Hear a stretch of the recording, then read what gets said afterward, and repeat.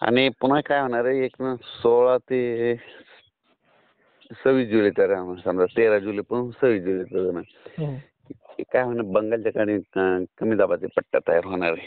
आणि ते सरळ 2 वर्षाखाली असं झालं होतं बघा, 2 वर्षाखाली. हो मागील. तर 2-3 वर्षाखाली एकदा अशीच परिस्थिती झाली. एक पाऊस आला आणि ते असाच मराठवाड्यातून ते कमी दाबाचा पट्टा असा करीत करीत लातूर, उस्मानाबाद, नगरकून असं तिकडे गेला. तर त्यावेळेस खूप पाऊस झाला होता मुसळधार.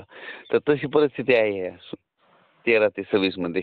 म्हणजे 13 ते 26 अजूनच समज पावसाचं जर वाढेल सविस्तर समज म्हणायचं हा वाढणार पाऊस. तुम्हाला म्हणलं नाही यावेळेस बंद होणार नाही, असं एकदम असा हं. 1 महिना बंद झाला असं होणारच नाही यंदा. आणि तुम्ही सांगितल्याप्रमाणे साहेब 100% ठरलं, कारण की तुम्ही सांगितलं होतं जून मध्ये पण चांगला पाऊस होईल, पण काही भाग सोडले फक्त पावसाने. फक्त नाही तर सर्वदूर भागात चांगलाच पाऊस झाला साहेब जून महिन्यात. पण आता जुलैचे समज 8 तारीख आहे आज, तरी 8 तारीख आहे तरी संपूर्ण राज्यातच चांगला पाऊस झाला, फक्त काही भाग सोडले तर. आणि पुन्हा आणखीन एक तुम्हाला म्हटलं ना, 10 जुलै ते 15 जुलै तारीख लक्षात ठेवा. त्या 10 ते 15 मध्ये पाऊस येते म्हणून हे लिहून ठेवा म्हणलं ना सगळ्याला. हो मागील सांगितलं साहेब. आणि योगायोगानं बघा आता 10 ते 15 बघा पाऊस राज्यात पडतंय की नाही सगळीकडे.